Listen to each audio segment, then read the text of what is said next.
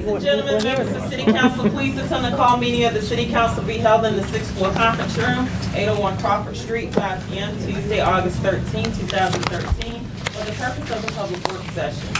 In addition, to make a clear motion to want to close the meeting by order of the mayor. Mr. Cherry? Here. Mr. Evans? Here. Mr. Meeks? Mr. Moody? Here. Ms. Simmons? Here. Ms. Randall? Mayor Wright? Mr. Rowe? Thank you. Ladies and gentlemen, we have 4 items plus 2 additional items from the work session, but they're all pretty short. I just jinxed it. It probably will go longer.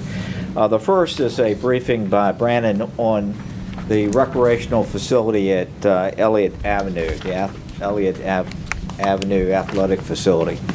And this is a status report. As you will see from his briefing, we'll have more to come. It involves a large civic engagement element. Thank you, Mr. Rowe. Good evening, Mr. Vice Mayor, members of council. You have at your desk a map and some illustrations of the property that we're talking about here, just to sort of give you an idea of where it is and what it looks like. And as Mr. Rowe mentioned, we are going to be engaging the Highland Biltmore Civic League to get their feedback on this and then bring the issue back with a recommendation. But just to give you some background, this is about a 4-acre piece of property that is owned by the city, and prior to 1993 and going further back from that was at one time a baseball field. Sometime prior to 1993, the city stopped maintaining it, and in order to have it revitalized as a recreation piece and to get some maintenance done on it, it put out an RFP in 1993 soliciting proposals, and it got one from Biltmore Baptist Church, which is the neighboring property there, along with Portsmouth Christian. And in 1993, the city entered into a 20-year lease with Biltmore Baptist Church, whereby the church would pay $1 a year for complete access according to a schedule of athletic events for the school. They would have sole responsibility for maintenance and capital improvements, and that lease expired just this past March. Over that period of time, that 20 years that the church owned the property, they put in anywhere between $250,000 to $300,000 in improvements by their estimation.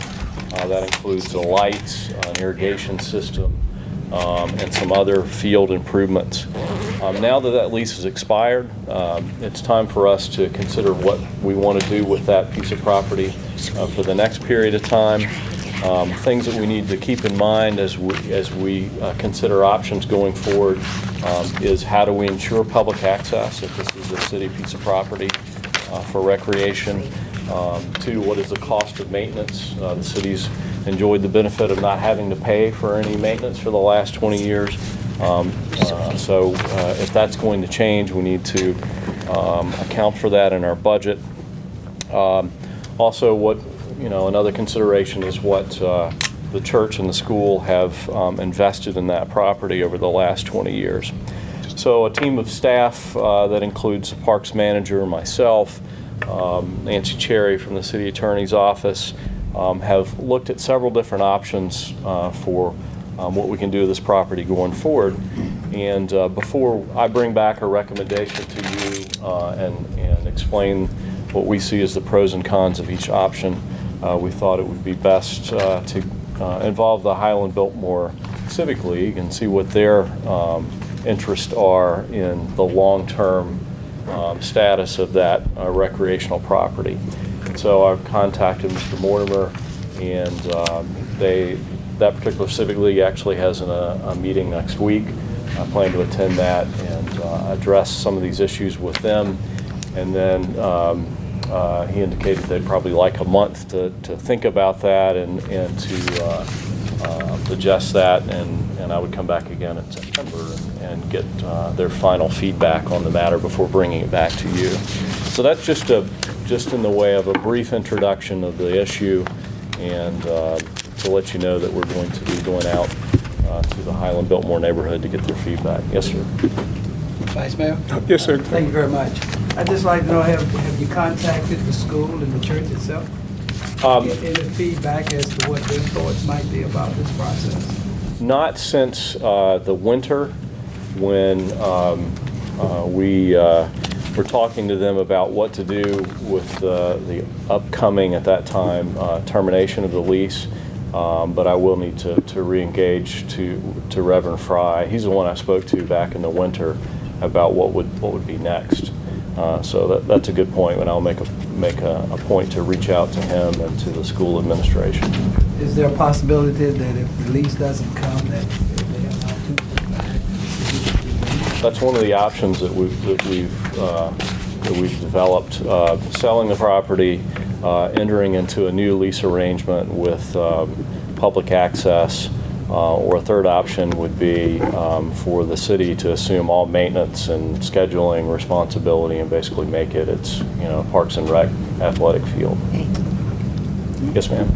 Apologize for being late, but I'm also interested in whether or not you have talked with all of the civic leaders that are in the area before thinking in terms of any particular project or something. There are others that may be also interested. So I want to make sure all entities have an opportunity to have input. All right, we will reach out to as many folks as we can. Again, it sits right in the middle of the Highland Biltmore neighborhood, so they're the civic league in the neighborhood that has the neighborhood interest in it. Mr. Moody had a question for you. Yes. And my concern mirrors what Bishop Edmonds said about the church, especially since they've put a lot of improvements into it, and they're the closest neighbor to the field. Make sure that they're a stakeholder as well in the conversation on the future of the field. Absolutely. Yes, sir. We got it. We're going to engage everybody, is the punchline. But we thought it would be very timely to bring you up to date because the lease has expired. And we do have a team that's working on it. And we want our mantra to be as many people involved as possible. People means the church, too. The next item is a celebration report, a report by Sherry Neal on how we're going to celebrate the great presence of having the Coast Guard here in Portsmouth. We are a Coast Guard city. We were designated that in 2009. That application has a term. It is going to expire soon, and Sherry is helping with the application process. But that's an aside. We want to celebrate our good neighbor. Sherry? Thank you, John. You stole a little of my thunder. Good evening, Vice Mayor, Jerry, and members of council. Generally, I stand before you talking about General Assembly things, and lately it's been pretty much bad news. But I have the pleasure this evening of talking to you about our upcoming Coast Guard celebration as the Events Planning Committee Chairperson for the 2013 Coast Guard celebration. The fourth anniversary as a certified, this is going to be our fourth anniversary as a certified Coast Guard city, and the first annual fall festival celebrating our Coast Guard and highlighting the wonderful working relationship our city has with our command. This has been set for Saturday, November the 2nd. The event will run from 11 a.m. to 5 p.m. with a Healthy Portsmouth Mayor's Walk kicking off the event at 10 o'clock a.m. An excellent cadre of city staff personnel from the city manager's office, our departments of marketing and communications, museums, parks, recreation, and leisure services, our participants in the planning committee, along with our partners from the Coast Guard, the Portsmouth Military Affairs Committee, the Portsmouth Partnership, Ports Events, USO, Hampton Roads Chamber of Commerce, Virginia Department of Health, the Healthy Portsmouth Group, our Portsmouth Sheriff's Department, our Portsmouth Fire Department, and our Police Department. We have all come together to design and execute a wonderful first-class Coast Guard Fall celebration. A first-class, quote, unquote, first-class Coast Guard Fall Festival celebration. And as you may recall, as John was saying, the city received its official designation in November of 2009, which makes this a significant time for us to host our celebration. Certifications are good for 5 years, and we will be reapplying for our certification, for our second certification next year. Going forward, the Events Planning Committee will be meeting in September and in October prior to the event to make certain that every detail is covered and adequate manpower is available. We will also have a post-meeting to review this event and discuss the pros and cons as we begin preparing for the 2014 event. As this is the first of many fall festivals to come, we will be adding activities as sponsorships increase and subtracting activities that did not fare well in an effort to, over time, identify just the right balance of activities, making this a stupendous event for us. Super. So exciting, super. For example, next year we are considering a morning golf tournament with a pancake breakfast to the day's activities. Sponsorships will be needed and secured to offset the cost of these events. The Hampton Roads Chamber of Commerce has begun conversations with the Virginia Symphony regarding their participation next year. Their presence will be sponsored by the Chamber. The map you have before you, point to the map that was on your desk, this highlights the layout of events for the festival. And as you can see, we have a showmobile. It's going to be a festival park, like I said, right outside here. We have the showmobile. We have an area for beer and wine. We have cornhole, bouncers, moonwalk, carnival games, obstacle courses. We may have ponies, bowling, a rock wall, trailer assets, chalk art, the trackless train, the Coastie, Children's Museum Bubbles. On the marina, we'll have the barbecue, coleslaw throwdown. It's just going to be fabulous. Please mark your calendars. See, we have a hula hoop contest, and I would recommend that Councilwoman Randall be in charge of the hula hoop. The honor to do it. I'm not too old. I also see we got a sumo wrestler. I'm a wrestler. And Now, the mayor's gonna take that. You're gonna take that. is there anybody sitting at this table that might be a wrestler? Would like to sign up, The Councilman. Somebody that maybe is not here? The current speaker. He's volunteering himself. Moving right along. We are very excited about this event, and we're very grateful to all of our partners that are willing to participate. And last but not least, as I close, I'm also pleased to announce that the Coast Guard cutter Eagle will be mooring in Portsmouth for 3 days. Wow. Okay, good. That's cool. Good. That's stupendous. Good. The dates are September 13th through the 15th. The location will be along the seawall behind the Coast Guard Administration Building. And we're currently awaiting further information from the Coast Guard on this event, and we'll provide you updates as soon as the information becomes available. Thank you very much. Fabulous. Yeah. Good move. For a change. The reason why we're being so dramatic, because I had said, let's make this a knock your socks off event. In fact, you can use that phrase. She said, well, how about stupendous? And so she emphasized that, but we really want to make this a first-class event. And we do have members of the committee in this room, and if they would stand so you can see who's working on it. Go ahead. And we're looking for volunteers. Yes. Thank you. Thank you, guys. Sure. Yes. This brings us to item number 3, which we talked about last night. I did meet Carol and I this morning with Dr. Stuckwish and Mira, and it's now a work in progress. I'll send you a report on that. Probably we'll have something definitive in September. So we're working this. I have 2 additional items. We all know that this was the first weekend of the tunnel closures for the downtown tunnel, the 2 westbound lanes, and there's of course a lot of interest on its impact on our community. We have anecdotal information, and I thought maybe we could share that with you tonight, followed up by a written report.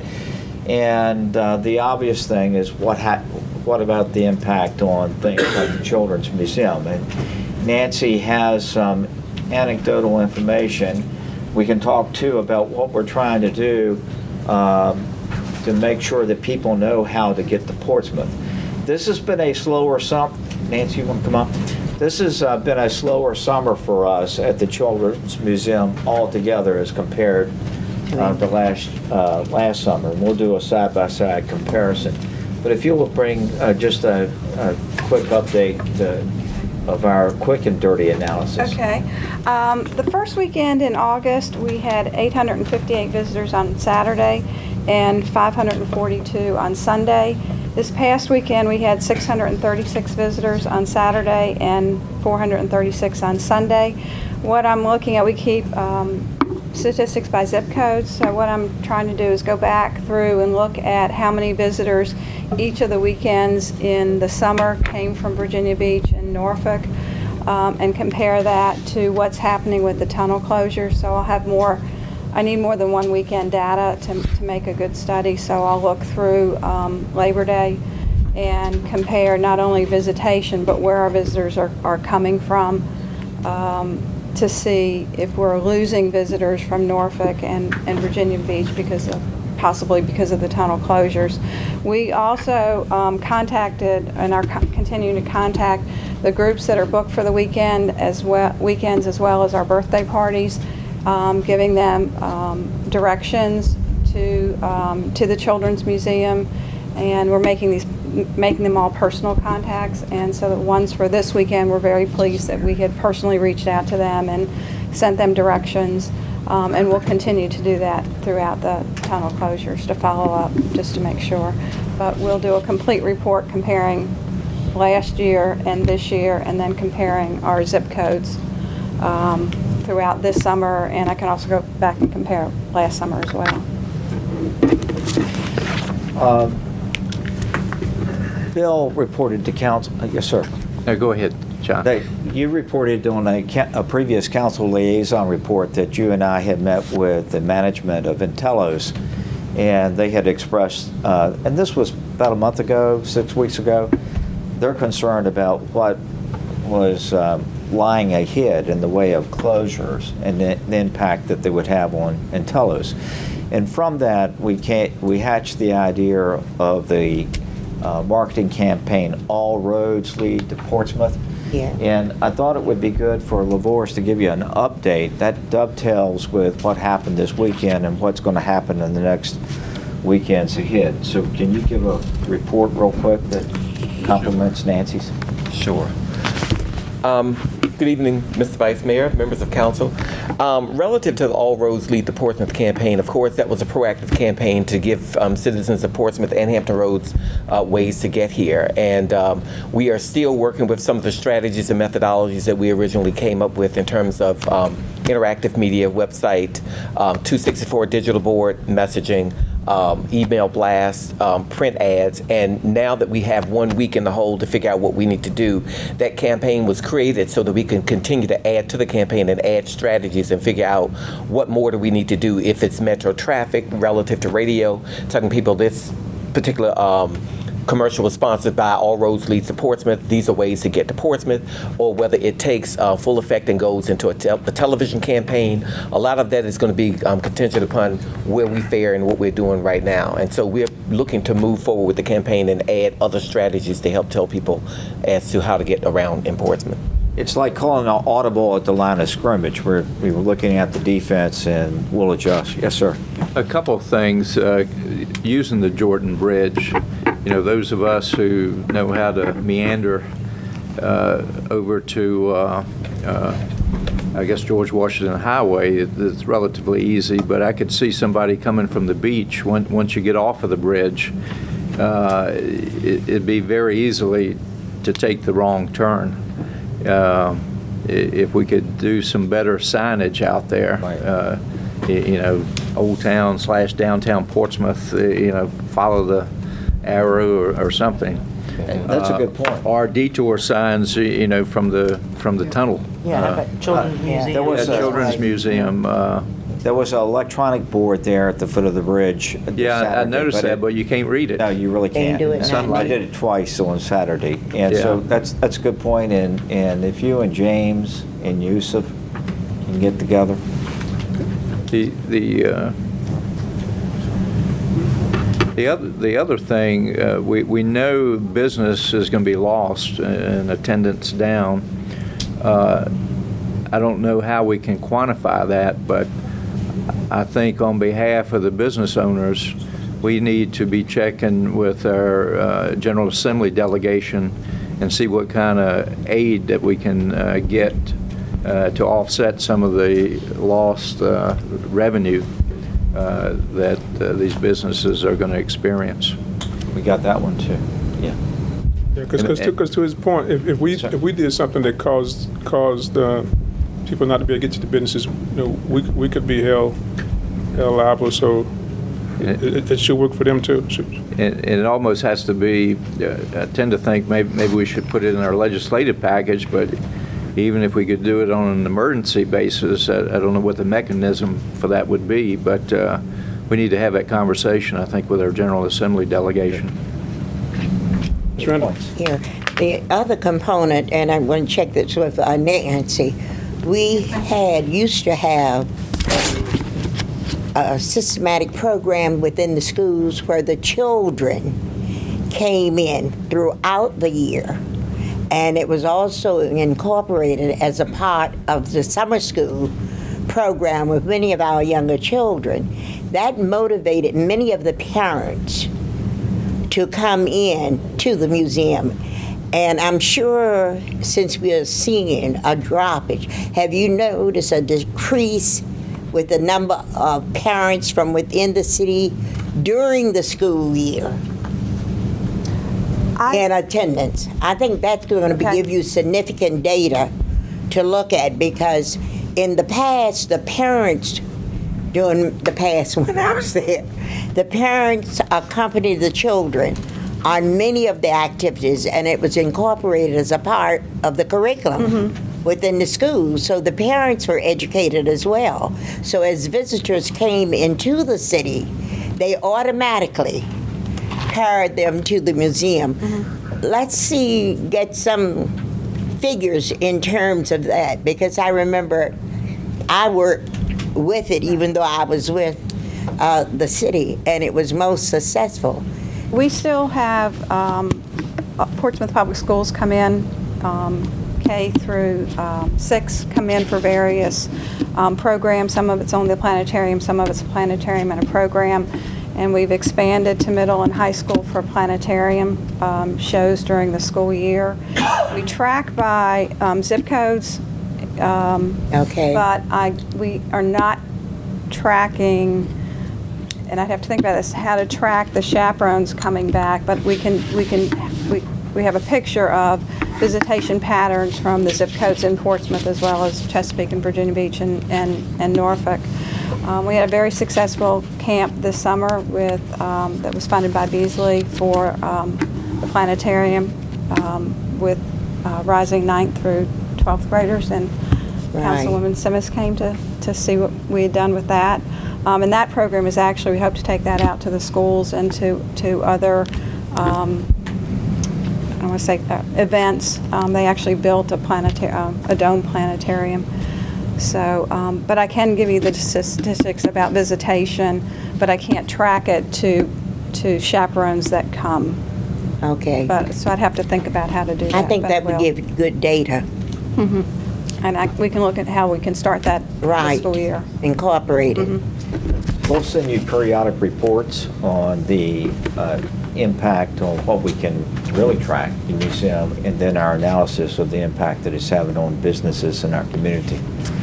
One more thing? Yes. One thing that Mr. Rowe and I talked about is amidst all of this doom and gloom story, there's a good story in this, and that the investment that you all made to invest in the Children's Museum before pre-construction has been a good investment, because while we say our numbers are down as compared to after construction.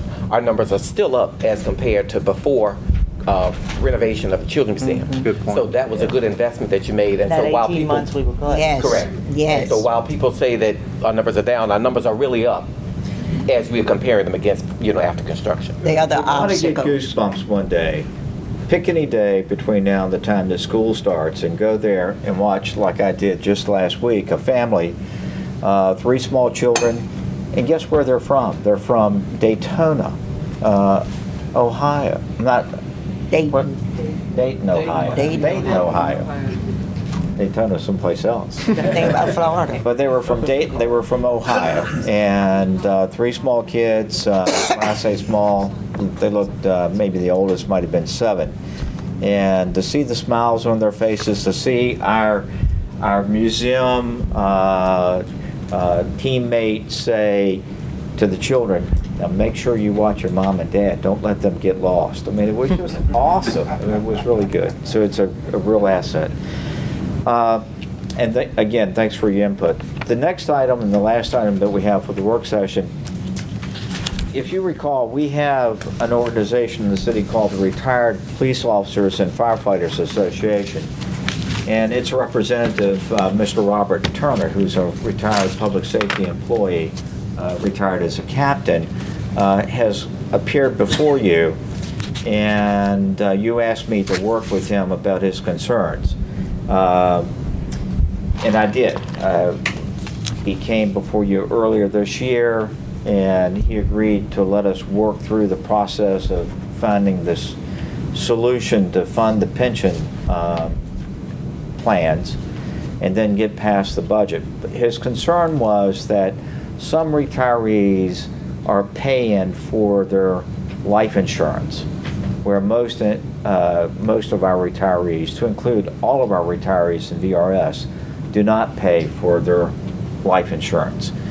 And we did research, golly day, Roz went back to the 70s to look at the history of this, and we have concluded that the city manager has the authority to correct the situation.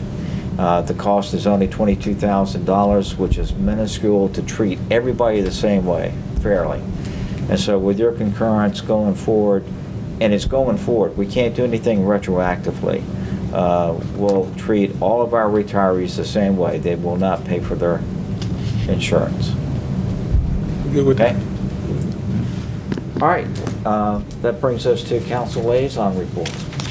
Council members, just before you get to that part, coming around to you is a revised version of your rules and procedures that you have on your agenda for tonight. That's for you. I'll get one. Councilwoman Simmons had forwarded to you a suggestion by email, and that is noted in there for your consideration on the back page, which is number 7. If you would please take a look at that. Also, if you would look at page 4, I realized once we got in here that hadn't been changed, and that's pertaining to your seating arrangement. And it's basically saying that at your biennial reorganization of the council, that you will select your seats versus be assigned your seat according to seniority. Makes sense. So, because I don't assign them, because the way you're set up now, it's a little bit different. So you select your seats, but it's still in accordance with seniority. Okay.